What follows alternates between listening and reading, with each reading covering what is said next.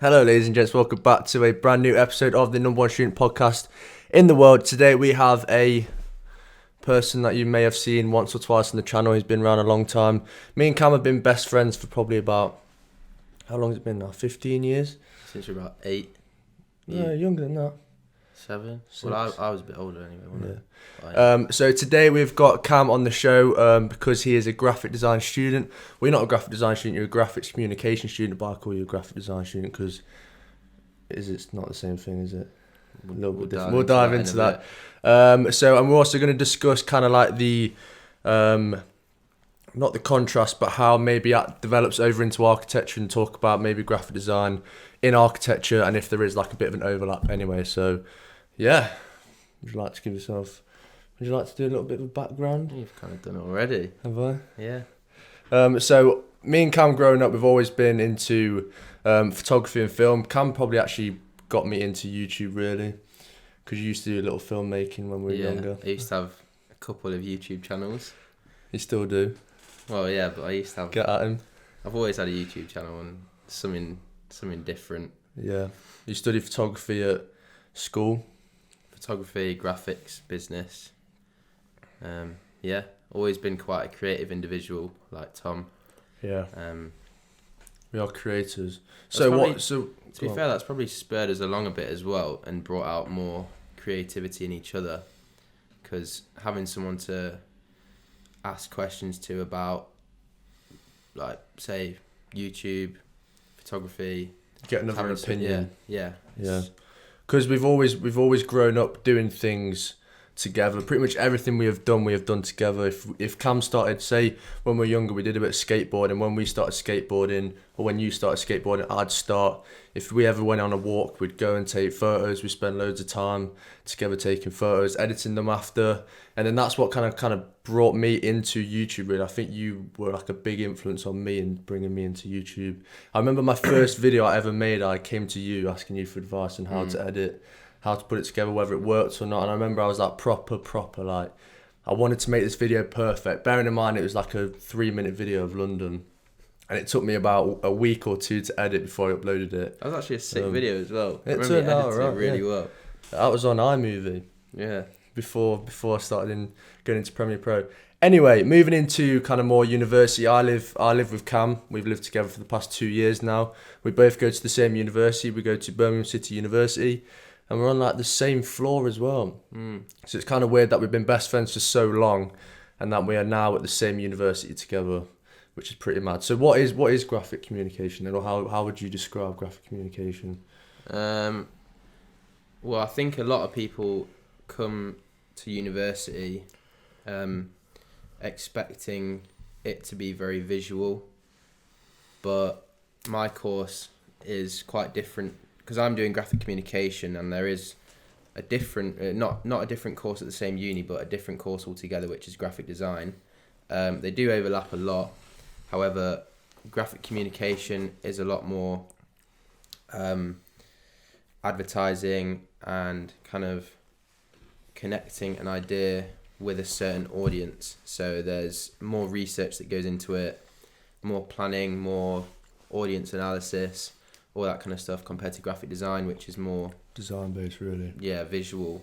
But like I say, they do overlap a lot. But my course at BCU is very heavily advertising based, which a lot of the students probably didn't expect, because there's a lot of people that don't like the course. It's not what they thought it would be.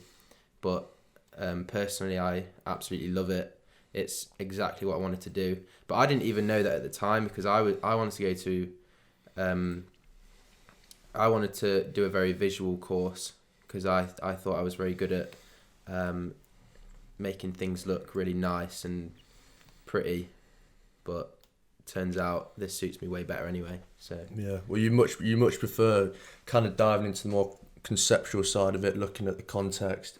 Obviously, you say that you want to go into advertising, and you are kind of working as a freelance graphic. Would you say you're working as a freelance graphic designer then, if you are studying graphic communication? So that's where, for me, I don't think I've ever got my head around what graphic communication is, just because it's basically the same thing, but it's kind of like you were looking like you mentioned, you're looking more into advertising, marketing. Yeah, more at the audience that you're trying to get to, more campaigns. Yeah, so it's less visual and more thought process. But my freelance work is graphic design work because it's much more visual. So you do work for Trained by JP, which is a bodybuilding. He's a bodybuilder, but he's got his own like members site, etc. And then you've done work for like Insight Subs, Yeah, and other bodybuilders. So was bodybuilding in graphic design something that you wanted to go into, or have you kind of just fallen into that because you have a passion for bodybuilding and it's just kind of just happened? I've kind of just fallen into it. I wanted to get some clients to work for whilst being at uni. I didn't really mind what they were in. I was trying a lot of different ways at the start of second year, I think. Tried a lot of ways to get clients, messaging on Instagram, emails, everything like that. And then Jordan, JP, messaged me back saying, yeah, we're looking for a designer because we've just launched our nutrition side of the company, which was perfect timing, to be honest. Which you got in there perfect. Really, yeah, perfect timing. And yeah, I've been working for him since probably about a year now. Started off doing a lot of the social media stuff, and then I've fallen into doing packaging design for the labels for his nutrition products. But I do really enjoy it, but I think it's not really what I want to go into in the future. I'd rather stick to the communication side of it, more advertising instead of packaging and branding stuff. So you've kind of got a full-time job with JP at the moment, haven't you? Yeah. Kind of. It wouldn't sustain me after uni, no. But I'd need to get a few clients to be able to do that, because obviously I work for Insight as well. I do their packaging as well. But yeah, it brings in. I'm basically doing it to give me a bit of experience and also bring in some money whilst I'm at uni. Because first year and second year I was working at a pub back in Nottingham, which was terrible. Yeah, awful. Which was doing nothing for my future, bringing in no money at all. It was like £6 an hour. Stress. Yeah, a lot of time travelling stress. back to Nottingham from Birmingham, and it was just not a great use of my time. So getting these clients in the industry that I want to be in is perfect. Couldn't wish for anything better at the moment. Definitely. That's what I always advise people to do, is get experience as well, because a very long time you didn't have much experience in doing graphic design. You message people a lot. Yeah. Like, I used to email and message people on Instagram a lot. Obviously Dre does that a lot still, and that is definitely something that I think students should do more often, is push themselves out there, get some experience, because I don't think people realise how valuable it is to actually get experience in the field. Like building up a portfolio, getting things on your CV, say you've worked for these kinds of people, and also helps you develop kind of an understanding on what direction you want to go in after university, because for you, I don't think you were quite sure what you wanted to do before going to university. No, and this has definitely headed you in the right direction, I find. I knew which way I wanted to go in, but this has narrowed it down a lot for me. Yeah. But also, just going back to getting clients in the first place. Sorry, come on. My rich tea biscuit. Sorry, Kyle. Getting clients in the first place. I've kind of got into a bit of a niche, into the bodybuilding niche, which means that I don't really have to.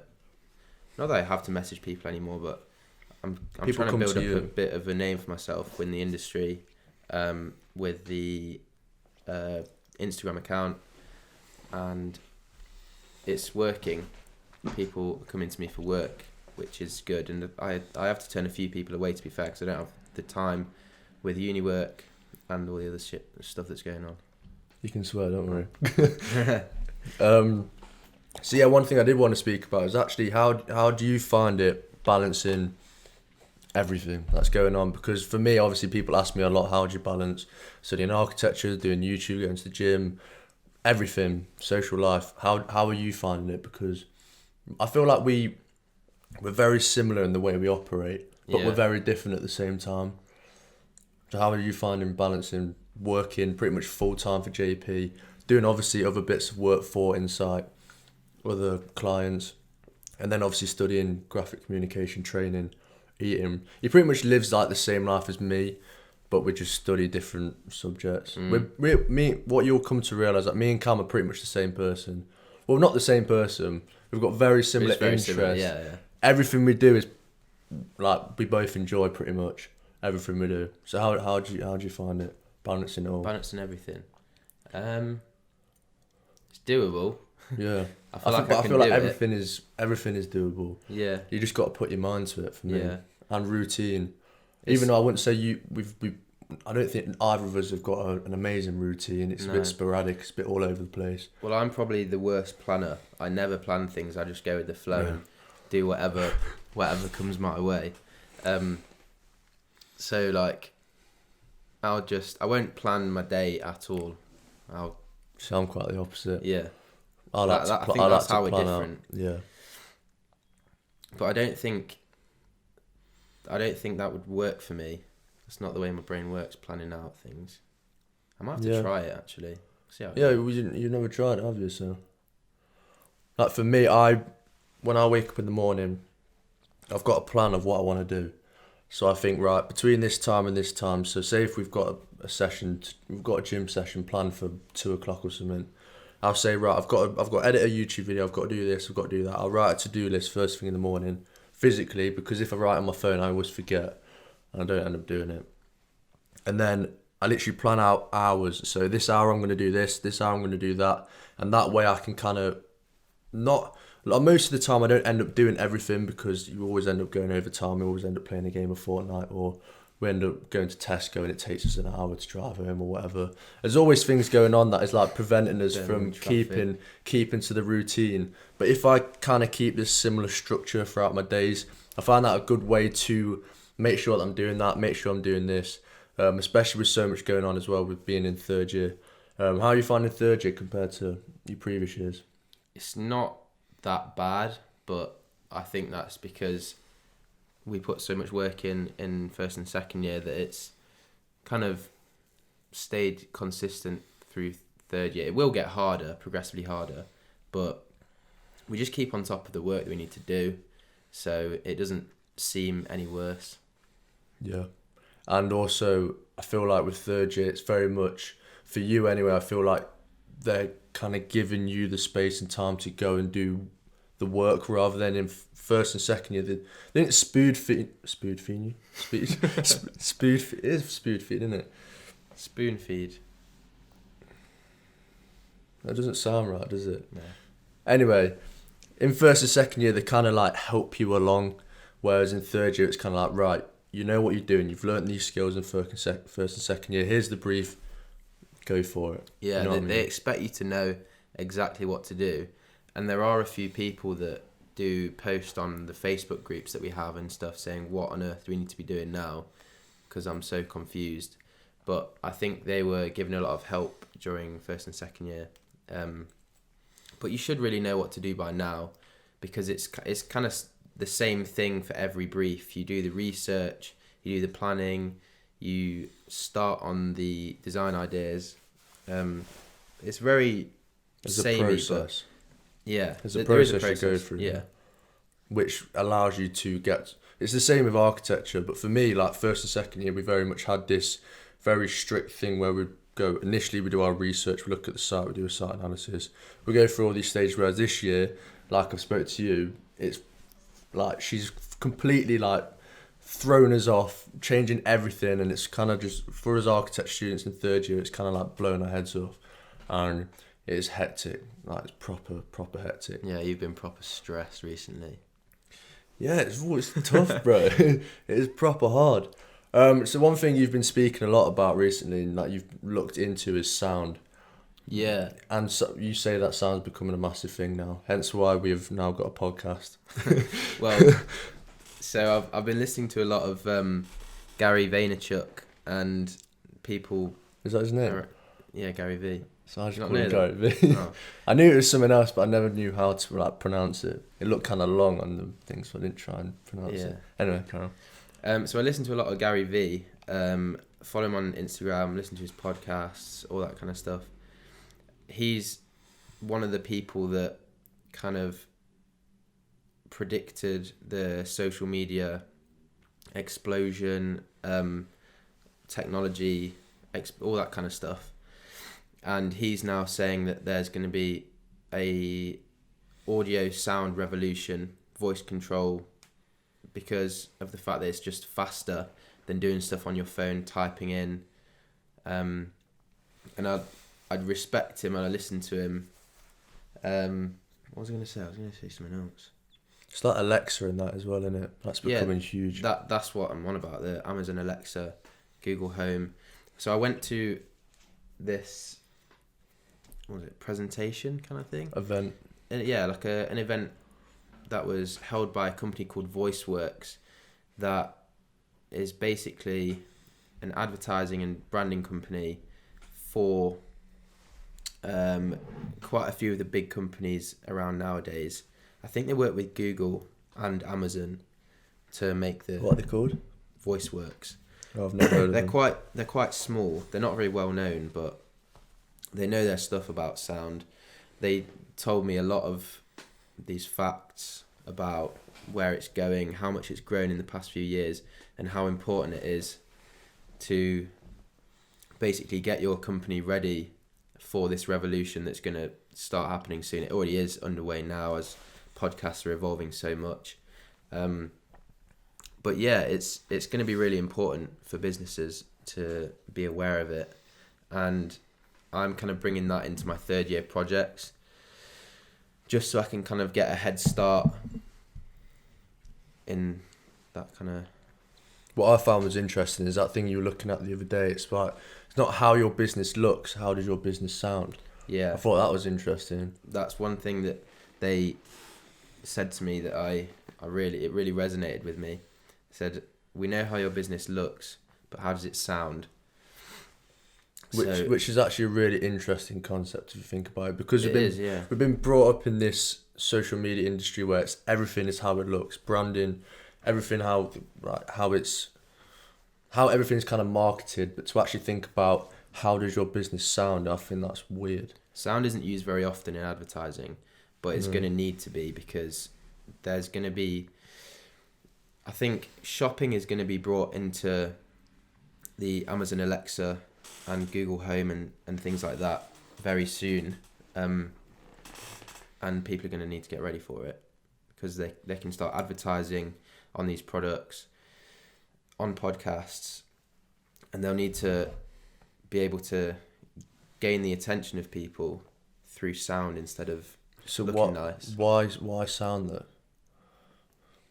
Why does it have to sound nice rather than look nice? Because I find that I know it's not literal, but do you know what I mean? Like how I don't know how that concept works. Say if you weren't a podcast company, or you weren't a company that is about sound, how does that idea work for, say, other companies?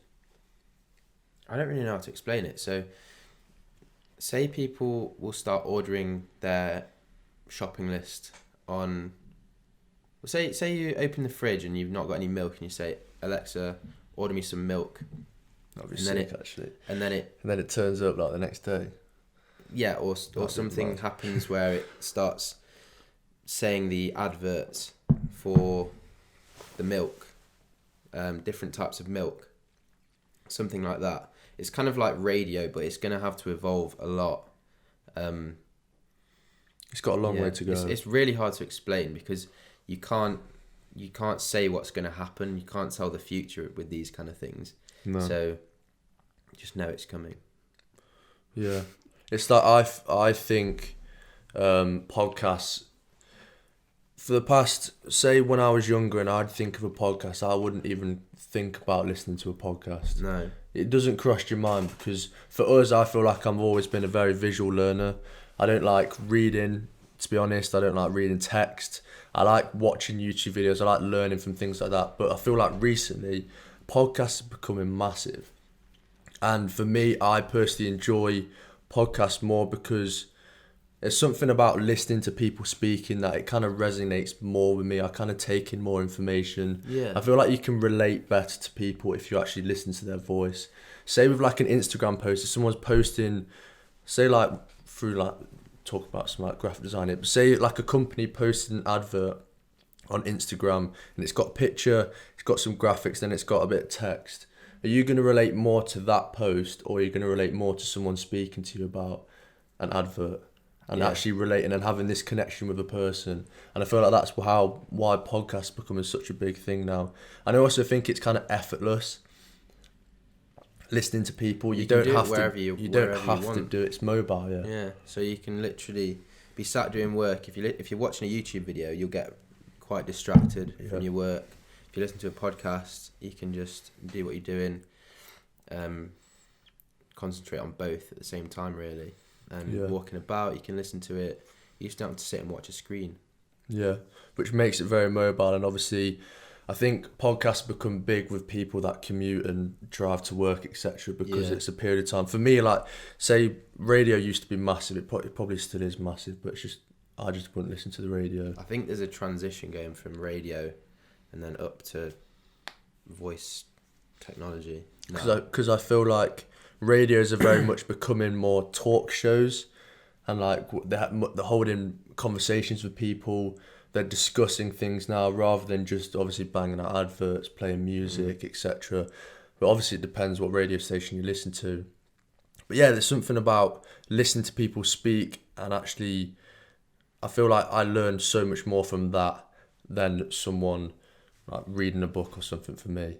And I feel like that's why podcasts are becoming such a huge thing, especially with things like bodybuilding podcasts, because there's so much information about bodybuilding. It's so broad, like we spoke about before. There's so many different ways of looking at things. There's so many right or wrong things. Whereas I feel like if you listen to a podcast, you can actually take in that information much better. And like I say, you can relate to people anyway. So yeah, what makes a good graphic designer? So I think going back to the point of graphic communication versus graphic design, I think a lot of people don't understand that there are two parts to it. I don't think we've even been taught this at uni, but I've kind of gathered up the information as we've been going along and realised there's 2 points to it. And a lot of people just go down the route of the visual aspect of their work and don't think too much about the concept or context and the reasoning why they're doing it. So the main part for me for graphic communication is the context, and kind of it's the clever part of it, because it's the part that attracts attention. So let me think of an advertising campaign. So McDonald's do a lot of amazing campaigns. They really use, I can't think of how to explain it. Yeah, but I feel like that is the same with any design course as well. Say for like architecture, you could have an amazing design, but if it doesn't make sense and if there's no context or idea behind it, then it doesn't work. Same with any subject, but I feel like context is a massive thing that people miss out a lot on. Definitely, I see it so much in the course. It's the same with architecture. So many people say with architecture, you're designing a building and people will design this amazing building without relating that to the context around it, without putting it into, I'm going to confuse myself here. Say you design a building without doing a site analysis. How does the building work in that situation? Imagine designing a leisure centre that someone's just going to plonk there. It's not going to work. It could be an amazing design, but if there's no context to it and there's no reason as to why you've done it, it just doesn't work. Exactly. Being a student, what is your perspective on graphic designers, as in not graduate graphic designers, actual professional graphic designer? What do you think they actually do? I know that's a very weird question. That's a broad question. Yeah. Because I feel like for me, it's the same situation for me when I'm studying as an architect student. Going into an architect's firm, it's completely different to being a university student. Yeah, well, I've had work experience with other companies, but I've not been to a graphic design / creative agency yet. So that's something I'm looking to do whilst I'm in third year. But Dre's been to a graphic design firm. I'm not going to name any names, but he said that they're a lot more, like, how do you explain it? Did he tell you about it when he went to the graphic That's why design I'm intrigued. firm? He said they're a lot less professional than he expected. But I'm sure that's Professional in what way, though? like, they take... The way the company's run? They take photos for massive campaigns on iPhones and stuff like that. Yes. So that's just one of the things. But that was quite a small company. The big graphic design companies are like McCann, Saatchi and Saatchi. They're all based in... Saatchi and Saatchi's based in London. They're an amazing company. I could work for them. Did she? She had media experience there. Yeah. Because that's when she wanted to do media, but she didn't end up doing it. Anyway, carry on. And McCann is also... There's a McCann office in Birmingham. We've all been... Well, all the people in my year group have been there to showcase some designs right at the start of second year, which was really cool. The officers are so creative, and everyone there that's where I aim to be. Yeah. When I come out of uni, which probably leads on to the next question. Yeah, what is the plan after uni? Because I know you spoke to me about how you want your own firm. You want your own collaborative space. Yeah. Why is that? What are your plans? I think I can go down 2 different routes, where the first one would be to get experience in the industry, which is probably the smarter way to go. Yeah. Get experience, which I probably am going to do. Get experience off the people. You kind of need it, don't you? Yeah, you do, yeah. But at the same time, I also... Obviously, a lot of the creativity is taken out of your hands from doing that. And me having a few clients, it's nothing I could live off, but I can imagine myself being able to get some more with the work experience that I've had, to kind of start my own creative agency. But if I don't do that straight from uni, which I probably won't do, that is definitely something that I'll be doing in the future, and it's something that you want to do as well. For sure. Yeah. It's definitely key to get experience first, though. So for me, I've always discussed about... Well, recently I've been thinking about going straight into my own place after uni.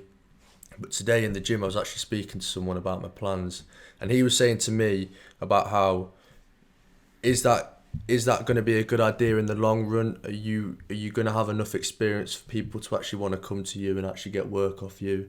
Say if I had a company where I was a part 1 architect, but then there was obviously another company with someone who was a professional architect. Who are they going to go to? Do you know what I mean? Yeah. But you need the experience. So for me, I'm probably going to go into a firm. As I really don't want to work for someone, but it's one of them things that you kind of have to do. Yeah, in the long run. To get the experience, to push you further, to build up some money, to build up some experience, get some contacts, because it's very key having contacts, speaking to people, getting to know people, knowing where to go if you need some information or you need some help, etc. And then I'd probably go into a firm myself. And we've actually discussed potentially setting up our own creative agency together.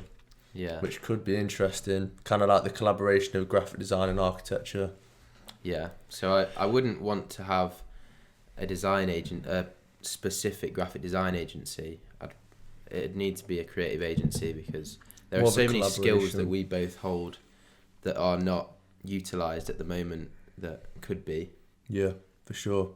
But didn't you work for a collaboration firm in practice? When you went for that work placement, wasn't that like a collaboration place? What's it called? Remedy Roots. Yeah. Yeah, that was a collaboration with other uni students. What's that? Get your apple juice down you. Yeah. Or was it piss? Looks like piss, but it's apple juice. Remedy Roots. Yeah, Remedy Roots. That was a really cool company because the message that they're trying to convey is really inspiring. They're trying to change the world through kind of taking away the medicinal, like, how do you say it? I swear medicinal is medicine. Yeah, they're trying to help people through herbs in a way. Oh right, yeah, okay. Through teas and like lattes. So it's more health. All natural. Yeah, it's a health company. But they're doing some really good things at the moment, and a few other students from uni signed up to do the micro placements as well. So I got to work with a media student, an English student, and there was another one. I think it was another media student actually, but that was really cool. That was like a 4-week thing, and they worked in a place in Birmingham called the Natwest Entrepreneur Hub, which is something that we've also spoken about getting involved with, because I told our ideas to the head of Remedy Roots, and he said he's been a part of those accelerator entrepreneur courses, schemes, and he said they're amazing. They get you off your feet. They help push you through the kind of starting up phase, and they do loads of lectures to all the people involved. There's obviously limited spaces to it. You have to go through a process where they see if your business is worth taking into it or not. But yeah, their little hub where they work is free for them, and it's filled with absolutely amazing small companies that you can just tell are going to be huge one day. That's pretty cool, being surrounded by all these companies that you can look at and think, wow, that is unreal. Yeah. And you talk about the collaboration with English students, media students. Do you think collaboration is key in graphic design? Definitely, because there's so many different parts of graphic design that I'm not good at, but all the subjects will overlap in some way. So the copywriting is something that I'm not very good at, and that's where the English students would help out. And yeah, media student obviously helps with marketing, also a bit with advertising. So yeah, collaboration is definitely key. Yeah, and even with us, I feel like having you around, being a graphic designer, you help me with my architecture work. Say if I've got something that I'm not sure if it looks correct or something, I'll come to you and you can kind of give me some feedback on how you think it is.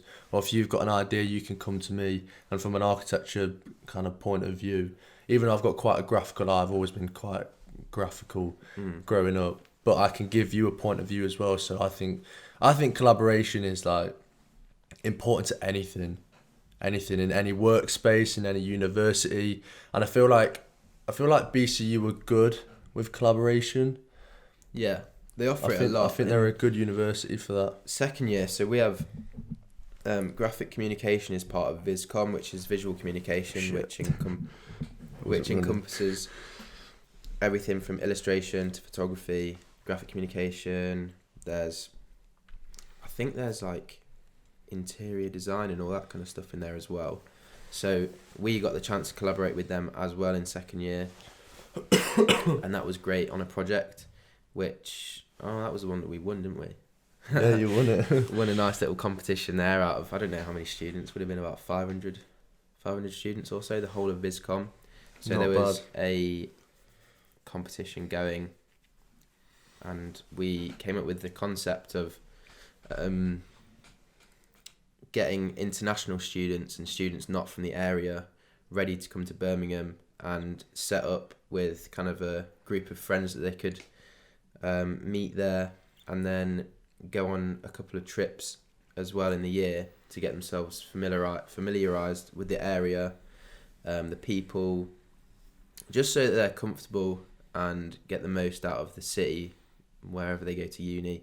And that was called Explore Brum. So is that what you called it, or is that what the brief was called? No, that's what we called it. Oh, okay. So the brief was literally, it was so vague and wide, because it was it had so many different courses in there, they couldn't really specialise it down to anything. Yeah. So they had to leave it quite broad. The brief was just to... I think it was just something to do with Birmingham. That was literally it. Like, show off Birmingham, show how good it is. So we came up with that, and yeah, we won. We got some prize money off Savills, the estate agency company. Is that what they are? And we're in talks with them now to try and take that further, because they saw something in it and that'd be cool. Said it could go pretty big for unis, because a lot of them would want something like that to entice international students in and get them ready to come to uni, basically. Yeah, well, I'm freezing right now. You're really cold. I'm so cold. Sorry. Yeah, it's quite cold in here. If you guys don't know, I actually sleep with both my windows open and my fan on, because I just love being cold. It's really weird. But then when I'm working, it's a little bit off-putting. When I'm sat in, I'm shivering. Yeah, we had a very similar module last year, collaboration module, where it wasn't as broad as yours. You kind of worked with, like, who did you work with? It was just interior designers. We had a media student, photography student, another graphic student, Tanea. So that was quite broad then. Yeah, and two more. What was it? Animation. I think animation might have been within a different subject, but he animated quite a few things. That's quite a cool collaboration, though, isn't it? Yeah. See, for me, we had a collaboration module with just interior architects, which, I mean, was good, but for us, as an architecture student, you tend to do a lot of interior architectural design anyway. So for me, I should have probably got more out of it, but I didn't get that much out of the collaboration. And there's some of the situations where maybe you don't get too much out of collaboration, because for architecture, I feel like, because it's such a broad subject, well, it is broad and it's not broad. Would you say it's broad? It is quite broad. It's quite broad. You can do anything really in architecture. We learned a lot of things. We learned a lot about interior architecture. So when we did our collaboration, it was good. Got some experience out of it. But it wasn't amazing, but I still think collaboration is sick. What advice would you give to other university students studying graphic communication? People going into uni or people at uni? Let's say if you're going into first year. Choosing unis, because that'd probably be quite a big thing with regards to like graphic communication versus graphic design. I'll say that anyway. So if you're looking to go to uni and you're trying to choose which one to go to, definitely find out which you'd rather have, like, to be focused on at the uni, because my uni, like I said, very much focused on the advertising part of it, and campaigns. But I know other unis are more arty, I'd say. I think I've went to view a few others, like Sheffield Hallam. I can't remember what theirs was like, but I think BCU was definitely the right one for me, and it's quite important you choose. You know do that. really like the course, don't you? Yeah, it's quite important you're aware that there's different types of graphic design. You got to know what you're going into. Yeah. Because even with architecture, I feel like people apply for architecture not really understanding what they're putting themselves into, whether it's something they're going to enjoy, whether it's the type of architecture, or whether it's actually the actual workload. So yeah, like I think I mentioned in the first episode of this podcast, talking about picking your universities, definitely make sure it's the right university for you, even in terms of tutors, even in terms of accommodation, everything. You want to be in a good environment first to actually be successful at university, because if you're not happy where you are, if you're not happy with your tutors, you're not going to be very successful at university. Let's be honest. The tutors are a massive part of it. Massive. For me as well. Yeah, because you will get dodgy ones, you will get really, really good ones, but yeah, definitely for me, I didn't realize the difference between graphic design and graphic communication. Like, if someone put me into graphic communication or graphic design, I probably wouldn't know what I'd be going into anyway. Yeah. But that's because I'm not really interested in the subject. So definitely research. I think that's a key point of this kind of podcast, is definitely research the difference between graphic communication and graphic design, because we both did A-level graphics. Oh, that And was nothing to do with that graphics, hardly was covered it? anything like No. what you're doing now. That was more Not at even all. architecture based. We did models and stuff there, didn't we? You didn't do it because I designed a leisure centre. And built it. Yeah. What And did you do? I designed a house made out of shipping containers and built that. Yeah. Which is weird because fun. yeah, it was fun being it's fun obviously doing that at A levels, and you should enjoy A levels. It shouldn't be pressurized at all. But going into, I feel like that didn't really give you a good idea of what actually graphic design is like. Not at all. Going into university, because before you went to uni, you were not really sure what you wanted to do, really, were you? No. You didn't even know if you wanted to go to uni or not. No, I was thinking of doing an apprenticeship, but I knew I wanted to be in the creative industry somewhere, and I thought that graphic design / communication was the way to go, and it's paid off. And getting a degree as well, definitely, Yeah. is the right route to go down personally for me. For me, I feel like apprenticeships are really good for getting experience and obviously building up money from a young age. But I feel like in the long run, I might be wrong, correct me if I'm wrong, but in the long run, I feel like having a degree, getting a master's, I think it's going to set you up better. Yeah, well, in the long run. The thing is, you don't need to go to uni to be a graphic designer, because it's a lot of skills that you can learn yourself. But they'd be learned obviously over a long period of time, because there is a lot to learn. There's a lot of different, like the Creative Cloud. The whole thing is used within graphic design, graphic communication, and the thing is, it's really hard to get a job straight from secondary school or sixth form college in graphic design. That's what I found anyway, because I was looking when I got back from Australia for potential jobs that I could have, but there was literally none. But I also feel like even now you're struggling to find graphic design jobs. Yeah. Because I feel like it's not saturated, but there are a lot of graphic designers. It's very popular. Yeah. It could even be on the verge of one of the courses that you do if you don't know what to do in the future. So there's just so many people. I think it's perceived as being easy, and it is for people who don't have the drive and stuff like that. Do you know what I mean? I mean, it's difficult. It is difficult, but it's perceived as being easy in a way. Compared to architecture, it's different. I don't know if there's less workload than architecture. I think you just have to have the creative mindset. Definitely. Because I feel like for you, you've managed it much better, and you've been much better at it because you've always had this creative mindset, this graphical mindset. Whereas if you don't naturally have that, I feel like people would struggle with it. Yeah. It's exactly the same with architecture as well. Like I say, there's a lot of people on the course who don't know what they want and probably shouldn't have chosen the course. And there's probably more of those people than people that love it and want to do amazing at it. Yeah, pursue the career. Yeah. Right, we're going to dive into a Q&A now. I do have more questions on my phone, which I don't... Oh, my phone's there. But the first question we have is... I'm going to ask you this, Cam. And I'll probably answer it myself.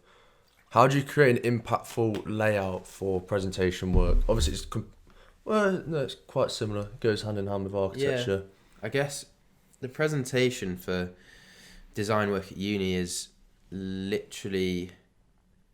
one of the most important things, because you're selling your project. Yeah, exactly. You're selling your project, and the way that I do that is just by testing out a load of ways to present. It's really straightforward. I've kind of kept, like I said earlier, I've kept the process in which I do my work similar, going from first year through to third year, because it doesn't really change. So just finding out different presentation layouts, that could be like just thought of off the top of your head, or you can go on Pinterest, whatever, to find out. Yeah, but the process stays the same. So yeah, color schemes, fonts, the simple stuff. that in architecture people get wrong a lot. It makes such a big difference to have. It should, but it's so simple. Looking nice. It's so simple. Like, so many people will present their work. They'll have a title with one font, and then they'll have a block of text with a different font. It's like, I mean, for me, I naturally just look at that and think like, this all needs to be the same font. This all needs to be the same size. If there's a colour scheme, I'm following that colour scheme. If there's a specific layout, I'm following that layout. But like I say, we've been very graphical minded people, so we naturally look at that and think like, that should look like this. Yeah. Like, I'll look at a presentation, I instantly think of how you could lay it out to make it look good, how it could work on a presentation board.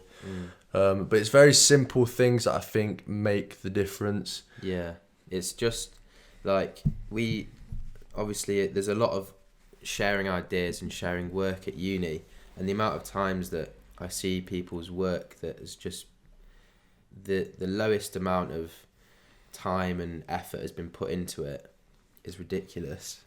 You need to put the time and effort in to make it look nice, and then your grade, even if it's the same work on, say there's the same work on a badly presented presentation or a really nice looking presentation, I think your grade could probably go up by about 30% or something. It's actually crazy. Yeah. That's not a fact, by the way. That's just and I also think that so many people have really, really good work, but then present it badly, and it makes it look really bad. When they speak about their work, it's actually a really good idea and it's a really good concept.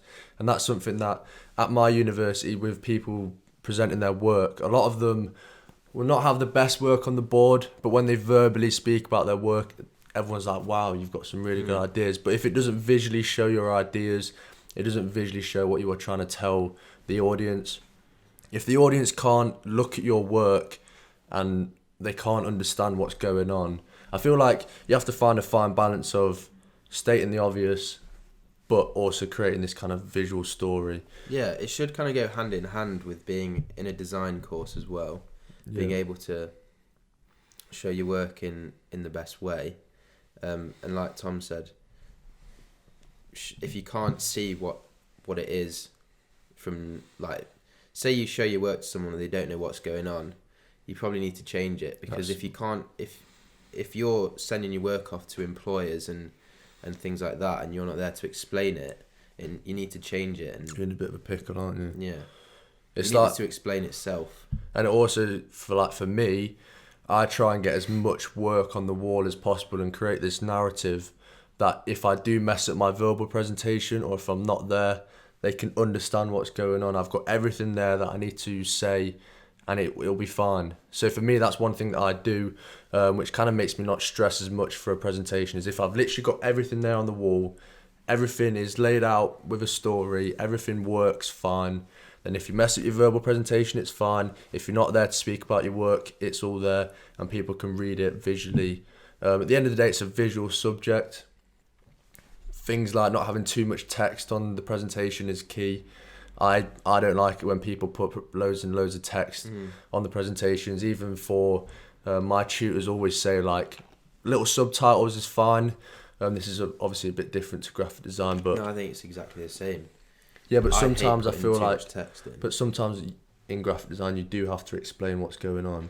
But you have a different format of how you submit your work, don't you? You have a what they call RVJ, reflective visual journal. Yeah. See, ours is just a portfolio, so we don't have much text in it at all. But we also have to submit essays at the same time going along with that. So you'll have like a research document, your RVJ, and then the critical sort of Harvard referenced essay, to which you can explain yourself a lot in as well.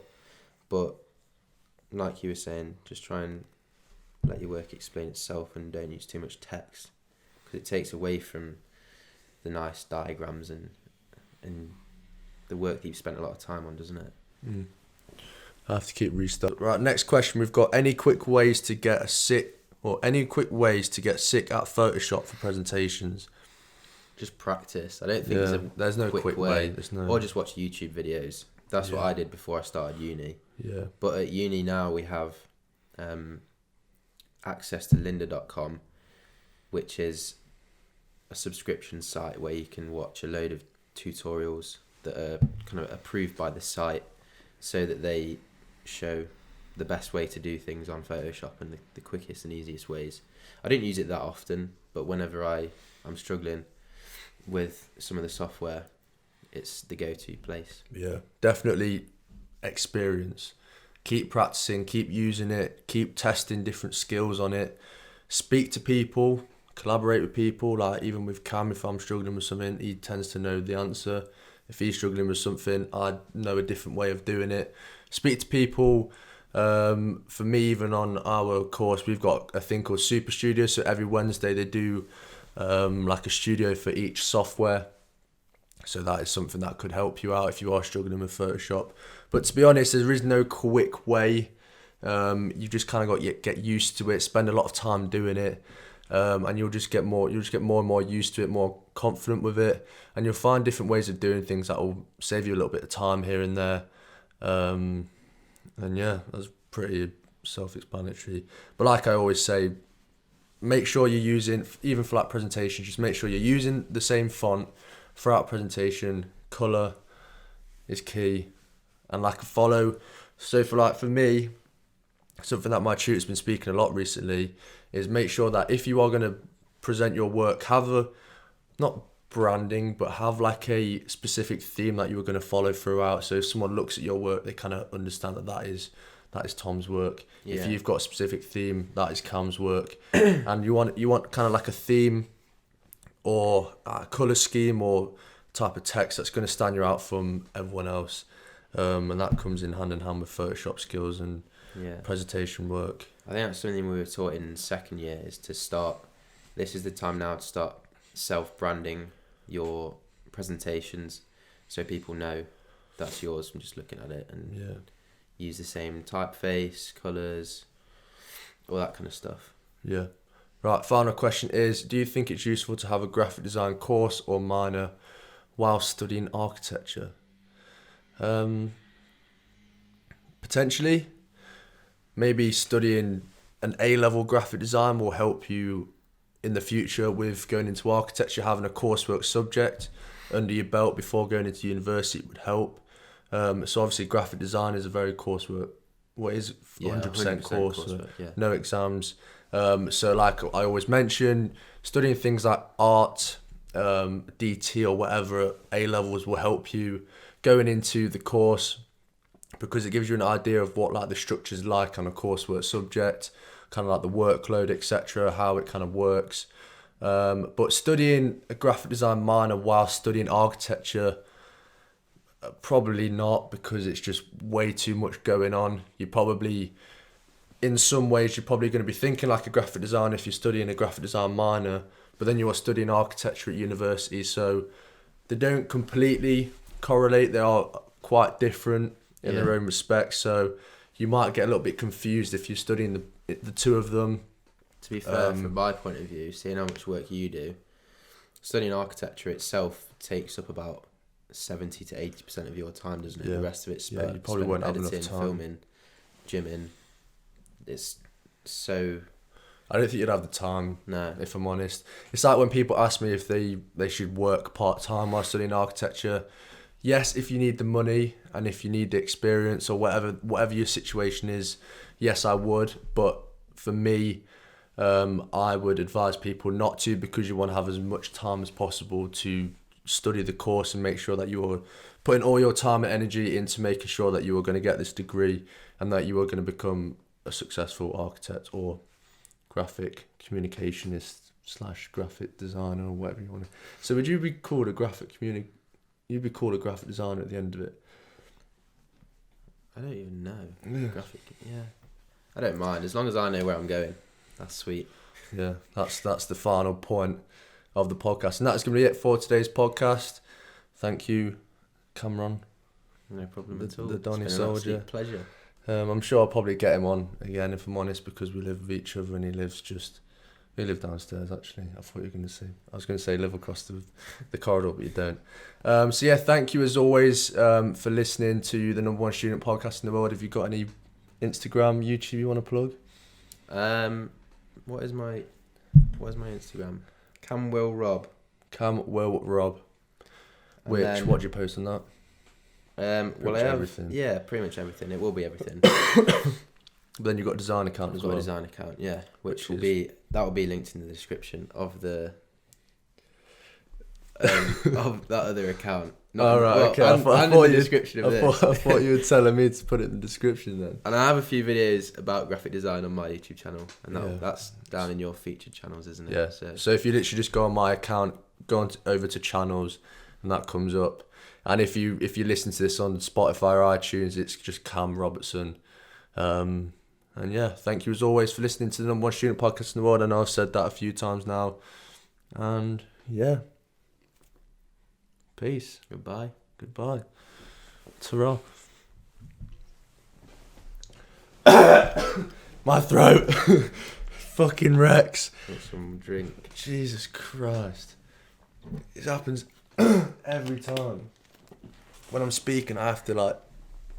Don't cough, Tom. That was fun. Oh shit, still recording.